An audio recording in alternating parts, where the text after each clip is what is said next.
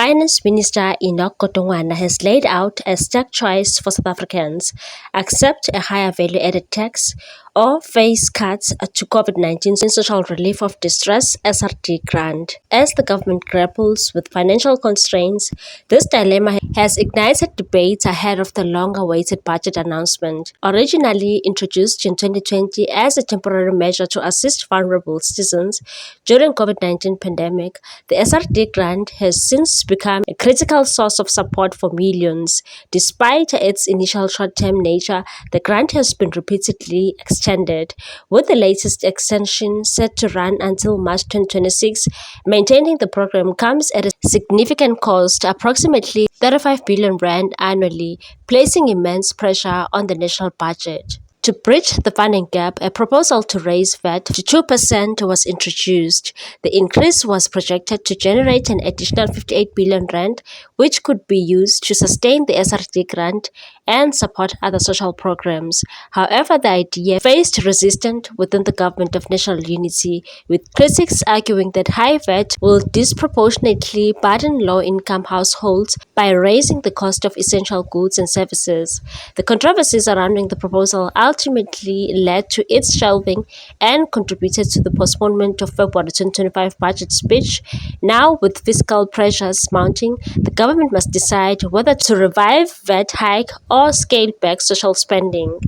Godongwane's remarks underscores the difficult choices facing policymakers. Raising VAT will provide much-needed revenue but could exacerbate the financial strain on already struggling households. Conversely, reducing or eliminating the SRD grant would impact over 8 million recipients, potentially deepening poverty. With the budget announcement looming, the government faces mounting pressure to find a solution that balances fiscal sustainability with the urgent needs of South Africa's most vulnerable citizens.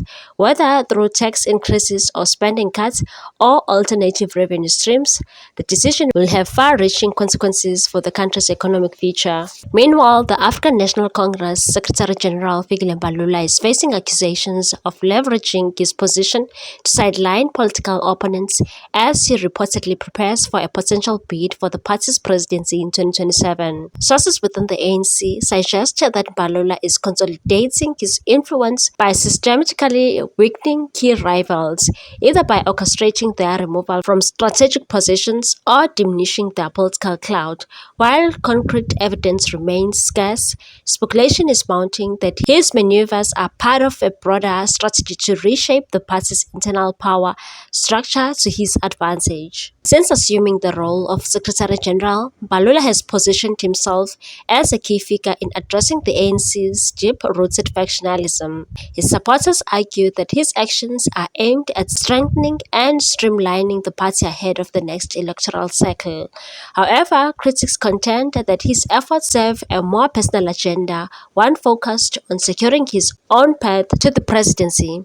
The ANC's leadership battles have historically been defined by shifting alliances and calculated political moves. If Mbalula is indeed laying the groundwork for a presidential campaign, his approach could either fortify his standing within the party or deepen internal divisions. As 2027 approaches, the political landscape within the ANC remains fluid, with Mbalula's ambitions potentially setting the stage for heightened tensions and strategic realignment that could influence not only the party's future but also the direction of South African politics. On the other hand, the Department of Sports, Arts and Culture faces backlash over hiring practices. The Department of Sports, Arts and Culture, under the leadership of Minister Gayton is facing criticism over allegations that its hiring practices prioritize white, Indian and colored candidates over other demographic groups.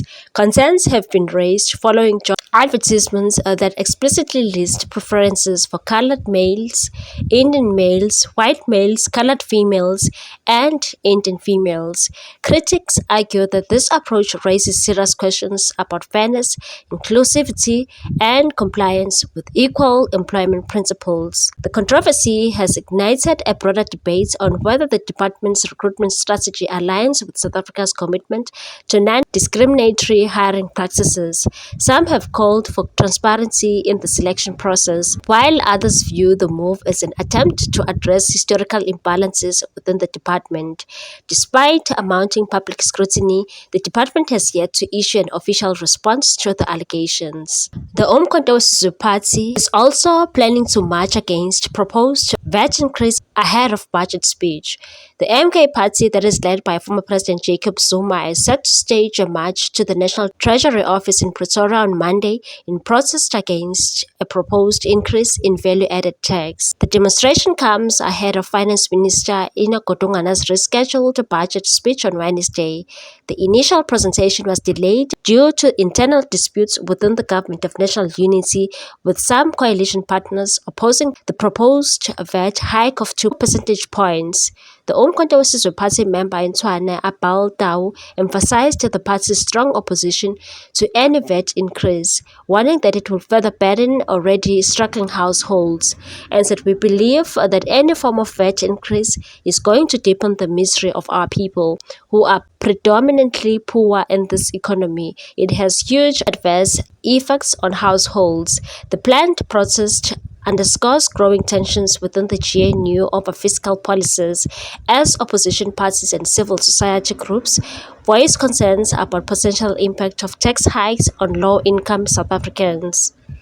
Godongwane's budget speech is expected to address the country's economic challenges and outline measures to stabilize public finances. However, with resistance mounting from various political factions, the final outcome of the tax proposal remains uncertain. The Democratic Alliance has also put its foot down, saying it does not want to hear anything about value-added tax when Finance Minister Godongwane delivers the budget speech, which has been rescheduled for Wednesday. The political parties represented in the Government of National Unity had to go back to the table to debate the increase, which was going to hit hard on consumers.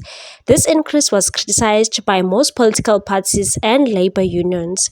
DA spokesperson Charity McCord said late this week that the parties were still debating the matter and there is no progress, and said, "As the DA, we don't stand for any increase. We stand by 0%. Charity described the debate as constructive and said there is no agreement yet, but we are working towards a resolution by 12 March. The postponement of the speech is a victory for the people of South Africa, as it prevents the implementation of a 2% VAT increase that would have broken the back of our economy." Brett Heron, Secretary General of the Good Party, whose leader Patricia de Lille is a Minister of Tourism in the Government of National Unity, said the cabinet has met twice to discuss the budget proposal and the GNU clearinghouse will meet tomorrow. He said the party had not seen the amendment budget proposal. However, in principle, we are opposed to a VAT increase since it is a regressive tax and disproportionately affects middle to lower income households and of course most of disproportionately the poorest people. Good Party proposed an alternative way of funding the budget, such as adjusting the tax credits on retirement funds contributions. The party said the 2021 tax statistics to 2020 showed 240 billion rand in deductions from personal income in tax, of which 154 billion rand benefited taxpayers with taxable income of 500k or more. It is estimated that in 2022-2023, tax credits for retirement contributions for those earning in excess of 750k per annum cost the fiscus 83 billion rand. The party also called for the introduction of wealth tax or a special tax on super wealth, and said this can raise between 70 billion rand and 160 billion rand annually. This may be more easily implemented from the 2026-27 tax year, since it requires a lot more planning than adjusting tax credits. Capacitate SARS to enforce tax compliance and collect tax revenue. Although the 800 billion rand mentioned by the SARS commissioner includes modeled amounts, approximately half of that amount is not modeling but actual uncollected tax revenues. That's a take on this one, people. Thanks for watching. Please subscribe for more news.